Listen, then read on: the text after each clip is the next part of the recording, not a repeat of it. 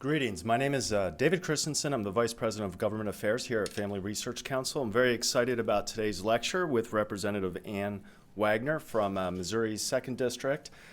She's going to be talking about a tough issue, but a very, very important issue, the battle for humanity, how conservatives can fight human trafficking.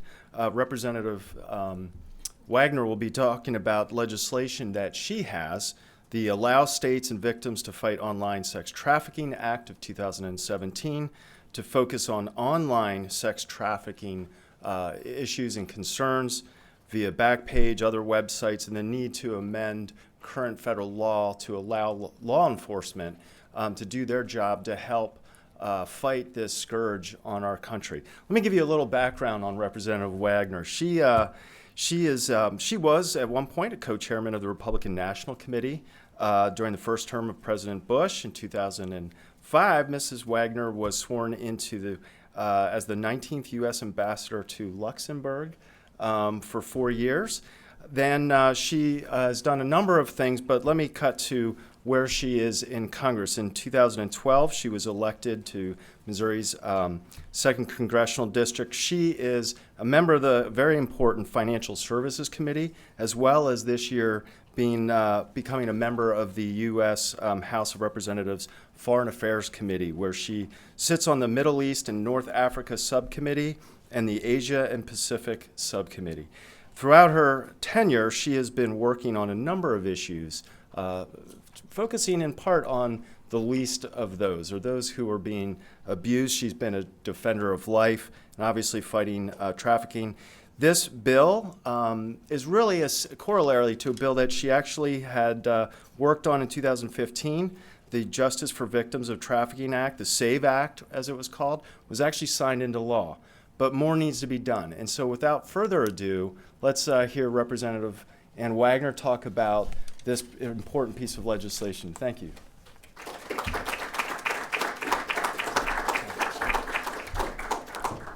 Thank you, David, for your very kind introduction and for having me here today. Hope all of you aren't here just for the great sandwiches and chocolate chip cookies. Save me one. But I appreciate all that you do, David, and the Family Research Council, to promote life and the family and religious freedom. During my time in Congress, I have been a proud recipient, I will say, of the Family Research Council's actions and the Focus on the Family's True Blue Award. We've worked closely, as you mentioned, on pro-life issues, exposing the harms and healthcare inequality issues behind assisted suicide, and addressing the national public health crisis of pornography. But this year, I'm particularly grateful for the Family Research Council's support of my Allow States and Victims to Fight Online Sex Trafficking Act. This bill would allow the enforcement of criminal and civil trafficking laws against websites like Backpage.com that facilitate online sex trafficking. To date, courts have ruled repeatedly that Backpage has immunity for its actions, despite clear congressional intent to hold these websites accountable. As you may have guessed, my top priority in Congress is to combat online sex trafficking, and I couldn't be successful in this fight if I were alone, and luckily I am not. I'm surrounded by amazing advocates from the conservative and faith communities, anti-trafficking groups, law enforcement and prosecutors, and victims' rights groups also. When you introduce a bill that both the Family Research Council and National Organization for Women publicly support, you know you have struck new ground, ladies and gentlemen. Don't be afraid.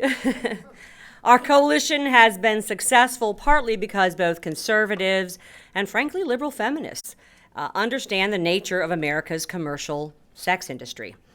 This is an industry that controls women and children through violence, drugs, and trauma. We are talking about young women, girls, and boys living in poverty who have run away from home who have been placed in the foster care system or who have been kidnapped. We're often talking about women and girls of color. Victims of the commercial sex industry face tremendous violence and abuse. One study found that prostituted women have the highest homicide victimization rate of any set of women ever studied. Another study found that women in the commercial sex industry have mortality rates almost 200 times greater than their peers. Yet another very heartbreaking sample of women and girls in the commercial sex industry tells you, frankly, all you need to know. 9 in 10 had lost their virginity in some act of commercial sex. Who are the men exploiting our daughters? I was shocked to learn that, according to some studies, up to 20% of men admit to having purchased commercial sex at some point in their lives. 20%. But a disproportionate number of sex purchases are made by what I'll call habitual offenders, also called high-frequency buyers or hobbyists, who trade tips and discuss commercial sex online and sustain the market. These buyers tend to be whiter, richer, older, less likely to be married, more educated, and more sexually liberal than the general population.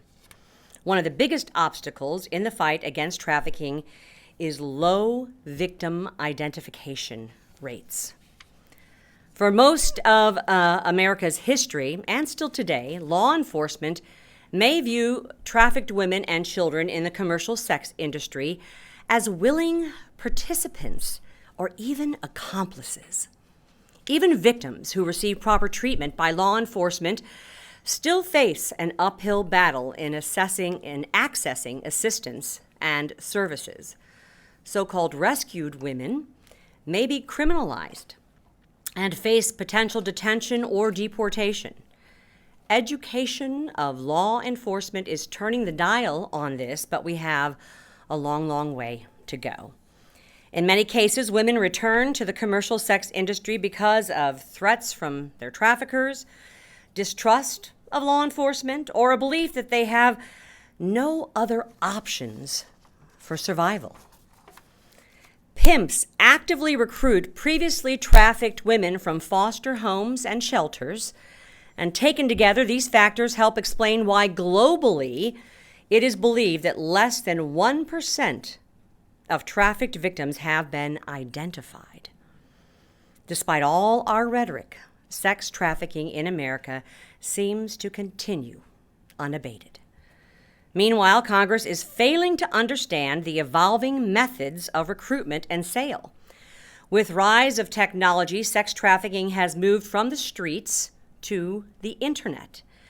New research shows that underage victims are increasingly likely to first meet their trafficker online, and the majority of underage victims have been advertised and sold online.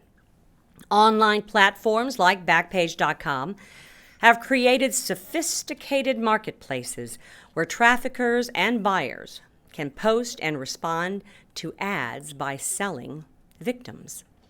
These easy, less risky, anonymous access to victims has arguably created increased demand for hideous sex crimes like the purchasing of a very young girl for sex and the viewing of child pornography.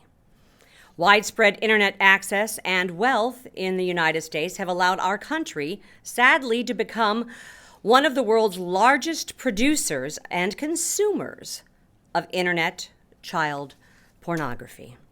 I mention pornography because porn is also a form of trafficking that has normalized, so to speak, violence and exploitation of women and children.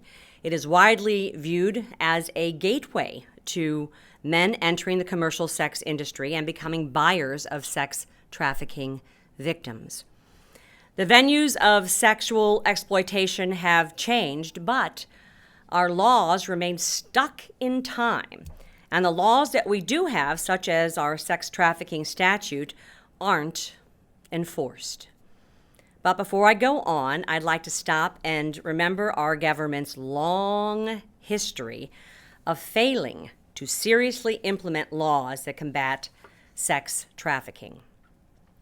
In an 85-page article that Rachel Wagley, who's in the back of the room, my senior policy advisor on this issue, and I published in the Harvard Journal on legislation earlier this year, don't worry, I'm not going to read all 85 pages here for you, I argue that Congress has consistently failed to ensure proper implementation of sex trafficking laws in America's court system. It has allowed the courts to overrun congressional intent time and time again. This is exactly what is happening with Backpage.com in our courts today, and what my Allow States and Victims to Fight Online Sex Trafficking Act seeks to clarify. My parents taught me that we have a responsibility to know and learn from history. And let me tell you, Congress has a long history of allowing the courts to deny legislative progress in the fight against trafficking. And I'm going to give you a couple examples here. Sex trafficking is a form of slavery. A form of slavery as old as the nation itself, but it has not always been a crime. Prior to emancipation, sexual slavery was effectively legal. The victims most obviously were exploited in the country's early years were African women and girls. The purchase of enslaved women for rape and prostitution and forced breeding with other slaves was common practice, particularly in the American South. So-called fancy girl auctions were ostentatious manifestations of this horrific practice. At these auctions, girls were paraded and even stripped before potential buyers. They were not recognized as victims. When their existence was recognized by society at all, they were outrageously characterized as voluntary prostitutes, allegedly luring men away from chastity. At the same time, abolitionists began raising awareness of the true nature of sex slavery. And during a public lecture in 1850, one of my heroes, Frederick Douglass, candidly condemned the sanctioned and systematic sexual slavery inherent in the American slave trade, saying, and I quote, "I hold myself ready to prove that more than 1 million of women in the southern states of this Union are, by the laws of the land and through no fault of their own, consigned to a life of revolting prostitution, that by those laws in many of the states, if a woman in defense of her own innocence shall lift her hand against the brutal aggressor, she may be lawfully put to death." Congress, this is 1850.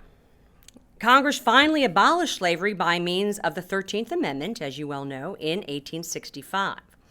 Section 1 of the amendment abolished slavery and involuntary servitude. Section 2 of the amendment held that, and I quote, "Congress shall have the power to enforce this article by appropriate legislation." Congress knew from the beginning that passage of the 13th Amendment was just the first step in fully enforcing the end of slavery. The Republicans moved swiftly to pass laws that would guarantee all men the civil rights inherent to a free society. During the original ratification debates of the 13th Amendment and the Civil Rights Act of 1866, Republicans in Congress argued that the sustainment of freedom required more than just mere emancipation. Slavery must be defeated not only in form, but in substance. Congress also clearly intended the amendment to apply not only to the African slave trade, but to all forms of slavery. Republicans believed that the Constitution should provide full rights for former slaves, but also free blacks, white laborers, and any other kind of slave. But federal courts were uncooperative. The Supreme Court's rulings in the famous slaughterhouse cases in 1872 and civil rights cases in 1883 gutted the authority and the scope of the Reconstruction Amendments and undermined congressional authority to abolish slavery and promulgate affirmative rights. These rulings defied clear congressional intent and power, and they had lasting ramifications on the fight against sex trafficking. Because of these rulings, the 13th Amendment has provided neither historical or modern victims with a remedy for enslavement and involuntary servitude. Problematically, Congress did not fight back against these rulings. In fact, legislators ceded to them. Even though these racist and unjust rulings were eventually eroded, Congress kind of tiptoed around them by enacting future sex trafficking and civil rights legislation pursuant to the Commerce Clause instead of the Reconstruction Amendments. Even though Congress explicitly passed the Reconstruction Amendments to affirm the natural rights of all people, I'm going to jump forward here now to my next example. In 1910, Congress passed the Mann Act. The Mann Act criminalized sex trafficking of women across state lines. The Senate Immigration Committee Majority Report clarified that Congress aimed only to address situations where women and girls were compelled, quote, against their will and desire to enter and continue in a life of prostitution. So though Congress was crystal clear that the law was only intended to apply to commercial sex acts, the Supreme Court ruled that the Mann Act could be applied to non-commercial sex acts. Caminetti versus United States in 1917 held that the law could be used against married men who brought their mistresses across state lines. The Mann Act was then notoriously used vindictively and politically in multiple jurisdictions. In addition, while Congress clearly passed the Mann Act to protect women in the United States versus Holt, the Supreme Court ruled that women who were alleged, quote, willing participants in the sex trade could be guilty of conspiracy under the Mann Act. The court's dissenting opinion argued that lawmakers were clear that transported women should only be treated as victims, and that the majority's decision would make the Mann Act, quote, a sword with which to punish those whom the Mann Act was intended to protect. In the wake of the Holt decision, the Attorney General asked Congress to clarify the Mann Act to protect women. Legislation, and pay attention to this, legislation was introduced to this effect, but Congress never voted on it. I tell you these two stories because they are parallel to the struggle that we face today. The U.S. justice system is ignoring congressional intent once again and awarding wins to Backpage.com. But not enough members of Congress understand our legislative and moral duty to right this ship.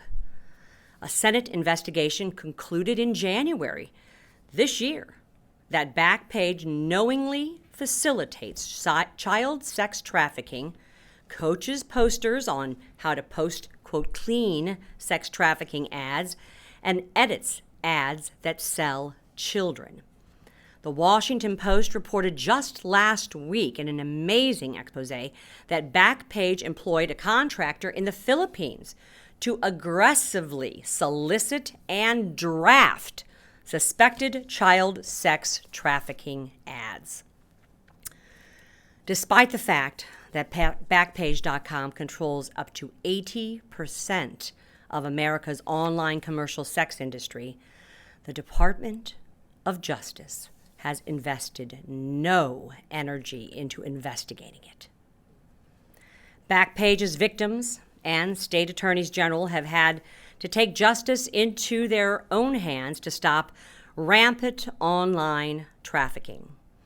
Since 2010, several brave victims have sued Backpage.com, exercising their rights to seek justice against the entity that in fact facilitated their slavery. Some of these cases are depicted in the I Am Jane Doe. It is a documentary that I implore you all to see here while you're in town. You can get it on Netflix. You've got to see I Am Jane Doe. But courts have repeatedly ruled in favor of Backpage.com because of a little-known law called Section 230 of the Communications Decency Act of 1996, the CDA. Section 230 includes broad criminal and civil immunity provisions to protect websites that host third-party content. And while Backpage.com is not a neutral host, courts have misinterpreted the CDA to shield it from liability for the sex trafficking advertisements that it facilitates. Federal law and some state laws give sex trafficking victims the right to bring a suit against their trafficker, including the websites that participate in trafficking. But courts have construed Section 230 to mean that sex trafficking victims who have been sold on Backpage.com have no recourse against the websites that facilitated their sales. Section 230 also blocks states from bringing criminal cases against websites that facilitate trafficking. Section 230 explicitly allows state prosecutors to enforce intellectual property laws, but not any other laws.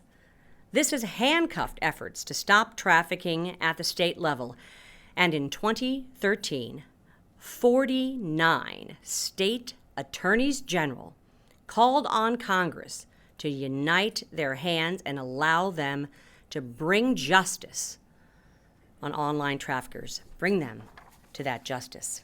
49 attorneys general. Congress obviously never intended Section 230, passed over 20 years ago, to create a lawless internet where people can commit sex crimes online that they cannot commit offline. It clearly did not intend to strip states of their ability to enforce sex trafficking laws, and it clearly did not intend to strip trafficking victims of their rights to access justice. It clearly did not believe that rape is a prerequisite of the free and open internet. In fact, the opposite was true. Section 230 of the CDA was an attempt by Congress to protect children from internet obscenity. Nebraska Senator Exxon, so this is going back to 1996 during the debate on the CDA. So 20 years ago, then Nebraska Senator Exxon, a Democrat, who introduced the bill, said at the time that, quote, the information superhighway should not become a red light district. This legislation will keep that from happening and extend the standards of decency which have protected telephone users to new telecommunications devices.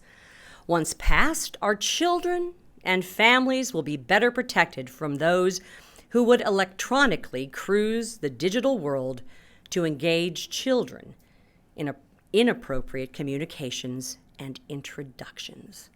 I close quote. Yes, Rachel spent countless hours perusing the Federal Register to find what was true congressional intent as laid out by Senator Exxon. But the CDA, in practice, has allowed the internet to become a red light district. The anti-indecency provisions of the CDA were struck down a year after passage in Reno versus the ACLU. Only Section 230 remained. Judges should review congressional intent behind CDA when navigating sex trafficking cases. But unfortunately, they have not. Backpage.com and tech lobbyists have pushed for a legal interpretation that immunizes websites like Backpage from the sex trafficking ads that they facilitate.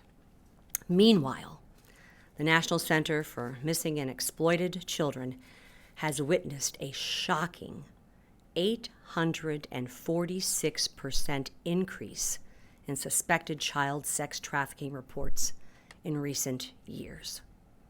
These victims include many women and girls that I have personally met.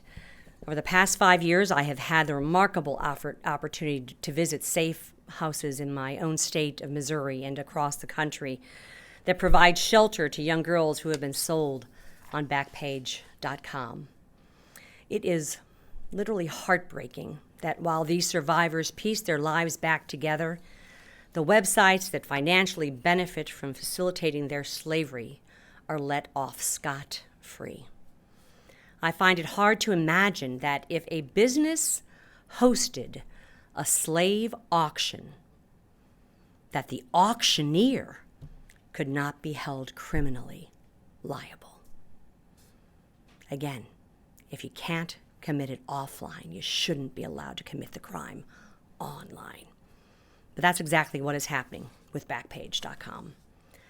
Last year, ruling in favor of Backpage.com in Jane Doe 1 versus Backpage.com, the First Circuit described an inherent conflict between Section 230 and the nation's sex trafficking laws. The Federal Criminal Code gives victims the right to access justice against their traffickers, but Section 230 shields Backpage.com from liability for participating in sex trafficking. The court concluded that, quote, the remedy to the tension between these laws is through legislation, not litigation. This is directly from the First Circuit. Congress holds a simple solution in its hands. Congress can amend Section 230 of the Communications Decency Act to clarify that sex trafficking is not protected in Section 230's immunity provisions. State attorneys general should be able to enforce their sex trafficking laws. Victims should be allowed to bring cases against websites that participate in trafficking, and the federal government should be able to pursue criminal charges against websites that recklessly facilitate the crime. This is exactly what my legislation, the Allow States and Victims to Fight Online Sex Trafficking Act, will do. It will amend Section 230 and create liability for online sex trafficking. It is the single most effective action that Congress can take to end sex trafficking in this country. But there is pushback from the tech community, which doesn't want to see any changes to Section 230 whatsoever, despite the court saying to Congress, legislate. My bill is a narrow, surgical fix to the tension between Section 230 and sex trafficking law. But big tech and others are clinging to a slippery slope fallacy. According to one estimate, Google makes up to $1 billion a year in illegal ad revenue. $1 billion a year. So you understand the fight. In fact, in 2011, Google settled with the Department of Justice's investigation into Google's facilitation of illegal drug sales for $500 million.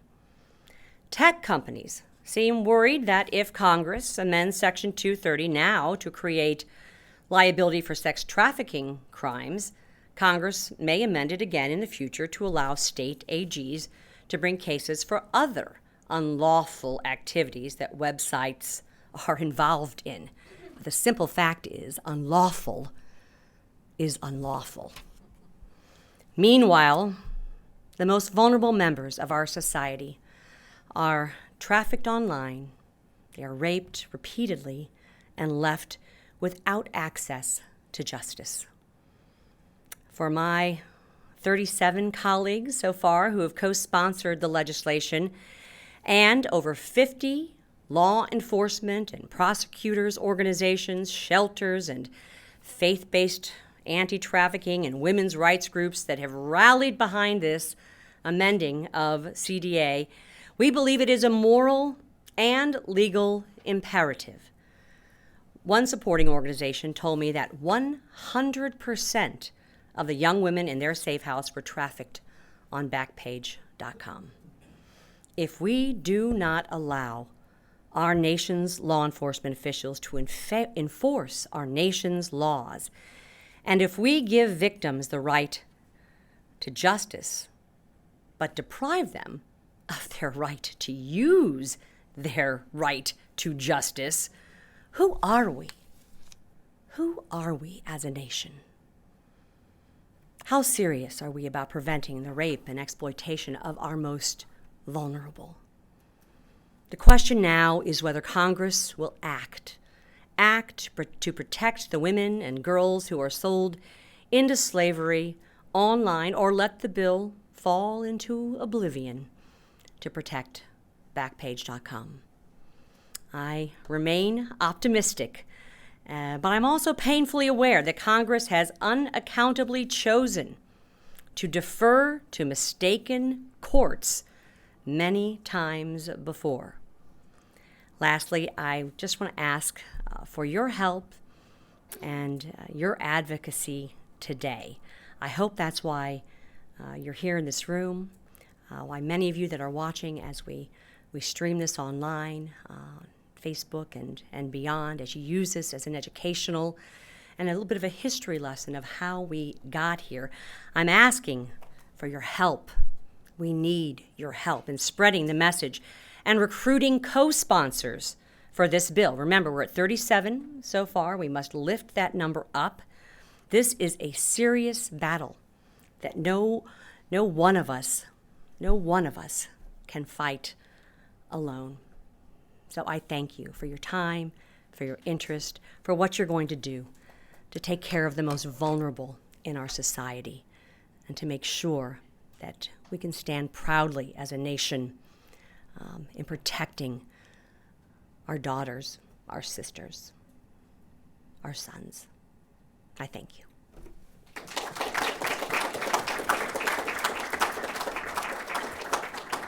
I think Rachel and I are willing to take some some questions. Pardon me, I have a bit of a lingering cough here on things, please. So it's working. I used to work on the Hill with then Congressman Mick Mulvaney, and while I was there, I met with a lot of people who dealt with sex trafficking legislation, and I was so grateful for all the work and all the committees who were coming in with the legislation, and I asked a single question to everyone, and no one actually knew exactly why, so I was wondering if you could speak to it. But the Transportation Committee, I mean, the majority of sex trafficking happens, at truck stops and that kind of thing. So I was just wondering if there was a specific reason why the Transportation Committee hasn't come on to help with sex trafficking legislation. Well, it's interesting. I have certainly participated in the transportation modes, many that are fighting sex and labor trafficking. I was just in an event a few months ago with TAT, Truckers Against Trafficking, out at a truck stop. Many in the industry, and we team up. Remember that what we're doing is not just legislating, and legislating is important, especially when it comes to Section 230 of the Communications Decency Act, but also education and awareness are absolutely key. So I spend, along with my team, both back in the district and here in D.C., a good deal of time on education and awareness. And that has to do with the transportation modes, with our airlines, our buses, our truckers, our truck stops.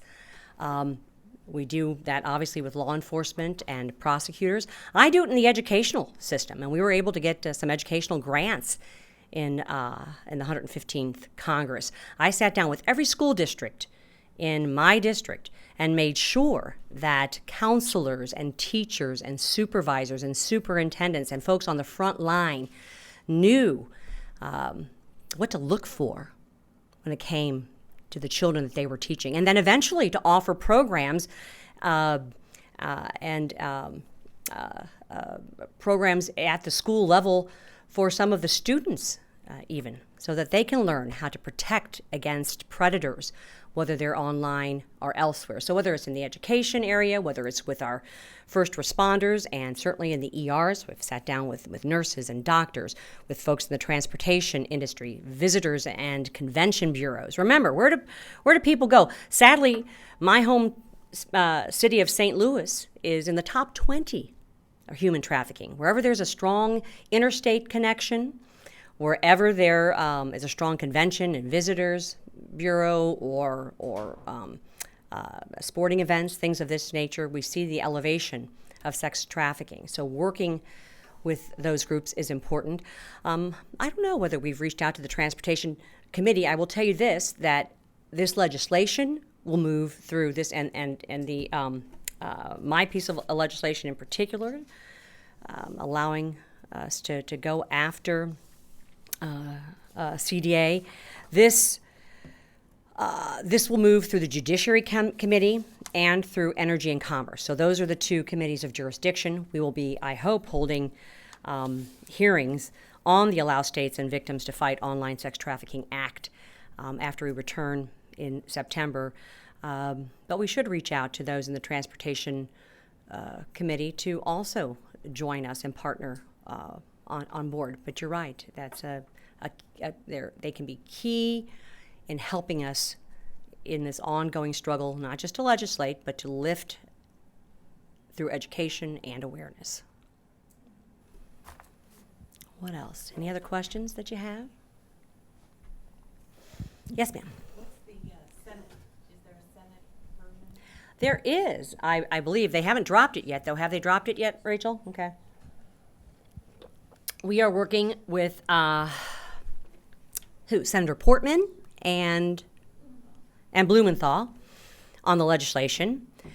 They basically took our piece of legislation, the Allow States and Victims to Fight Online Sex Trafficking Act, that Rachel and I worked on and the team and wrote, and they have cut and pasted it. They are tweaking two sections of it that concern me a little bit, that would water down things a little bit here.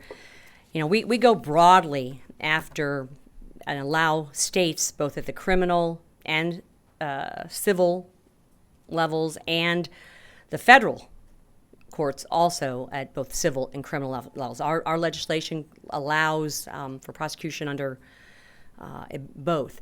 The Senate version appears they want to keep the state criminal aspects of the legislation, but not the federal criminal aspects. They want to keep the federal civil requirements, but not the federal criminal requirements. So we're going to continue to work with them on it. We'd like to see the entire thing move through, but I'm always willing to work on what is the sausage making of legislation at the end of the day. We're just glad that they're starting with our legislation and appear to be open to moving something forward, hopefully, in this 115th Congress. But yeah, Portman and Blumenthal. Yes, ma'am. Thank you for your work in this very important space. I worked in anti-human trafficking for 9 years, and so I'm just really inspired to be here. Thank you. Yeah. Do you have any numbers on the revenues of Backpage.com annually? We do. I think we had them from 2015. Was it 154 million? What is it? 160? About $160 million per year. This was as of 2015. It's outrageous. So you understand why they're fighting us and why they will continue to exploit and victimize our young girls and boys and women. This is big business to them. This is money. and it's abhorrent, and it should not be happening in the United States of America. I really was introduced to the whole concept of human trafficking, both sex trafficking and labor trafficking, when I was a U.S. ambassador working on the TIP report for the State Department, Trafficking in Persons report, and being a U.S. ambassador in Western Europe, I was watching women, mostly in Eastern Europe and the Baltics, being brought into Western Europe and exploited and abused and raped, and I was appalled by it. And it wasn't until I came home to the United States of America and began to dig in that I found out it is very prevalent here, sadly, in our own country, the United States of America. It is hiding in plain sight in every faith community, every socioeconomic background, every cul-de-sac in our country. And it is something that must be fought and eradicated, both through education and awareness and through legislation. What else? Yes, sir. Yes, I was wondering if you've approached Federal Communications Commission. I'm curious, like, what their position is on the statutory section, because even if a court tells them that this is our interpretation of the statute and they're wrong, it doesn't mean that Ajit Pai can't say, I agree with Representative Wagner that the statute really doesn't say this. And you know, I mean, in a way, the FCC could almost write an amicus brief or testify on behalf of the statute, right? And say, you know, I think we can tell the difference between Verizon and Backpage, right? I mean, I think they have that ability at the FCC. It might be close, but but no, seriously. I mean, I mean, I don't see why the the agency with the expertise, right, that everyone's supposed to give deference to, should be on the wrong side of this. Anyway, not only that, I will tell you, not only do we need support and clarification and a stepping up by the FCC, we need it by the Department of Justice. Where's the Department of Justice? We believe that even the laws as they stand right now, and the court's saying, hey, legislation, not litigation, let's get some clarity here. We need you to clarify a few things, especially when it comes to enforcing a state law. I would still maintain that there's criminal activity going on and that there is enough in the statutes right now, and certainly with what the Washington Post broke last week with the contractors in Backpage.com in the Philippines that are actually, they're not just a third-party platform, okay? They are creating content in this space. They are pushing young girls, underage, mostly, out into the sex trafficking world. The department, and I sent a letter first out of the hopper to, along with Democrat Carolyn Maloney, who co-chairs the Human Trafficking Caucus in the House with me, sent a letter immediately out to DOJ saying, all right, enough is enough. Open up an investigation. Where are you people? Where is the FCC on clarity on this? Where is the Department of Justice? We spend more time and money and effort as a country making sure that Taylor Swift's copyright laws are protected and her music is protected than we do taking care of our little girls. It's wrong. Yes. How does Backpage make money? I'm just sort of like thinking this back. I mean, are these ads that are being placed in there like a classified section? Yes. Okay, so. And there are many offshoots of this too. It's an awful, dark underbelly of the world. And what's sad about being able to purchase, and I've touched on it briefly in my lecture, to purchase online, and 80% are purchased now online. It has moved from the streets to an internet process because it's anonymous in large measure. I used to talk about this when I passed the first tranche in this, which was the SAVE Act, to actually get the word advertising added to the criminal statute 1591 to say that if you advertise If you force, coerce, so on and so forth, transport, all of that, the whole litany that is 1591 and the Sex Trafficking Criminal Code, add knowingly advertise to it. Back in those days, I used to say it has become, and I've been on stings, it's as easy to order up a little girl online as it is a pepperoni pizza. We have made it that easy. Let me just, so the ads that are being placed are not like Section 230 seems to me to be about like Twitter has some sort of, somebody put something on Twitter. They don't have a commercial relationship with Twitter, or Facebook doesn't have a commercial, so you can't sue them because it turns out that they're doing something illegal. But here you have an actual commercial relationship between the seller of the girl and Backpage, right? Right. It seems completely different. I mean, so okay, so I mean, it strikes, well, okay. I don't. Yeah, it's hard to imagine. As I said, you shouldn't be allowed to commit crimes online that you can't commit offline. They're slave auctioneers. And I have to believe that if we were to walk out of this building and see a slave auction going on right now out in the street, that auctioneer would be held liable.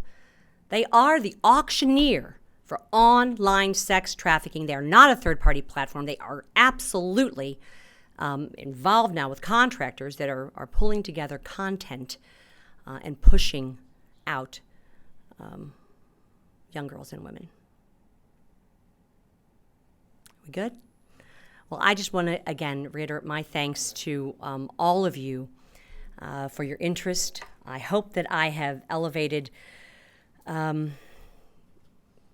your awareness and passed along some education and history to you, but most of all, that I have compelled you to act.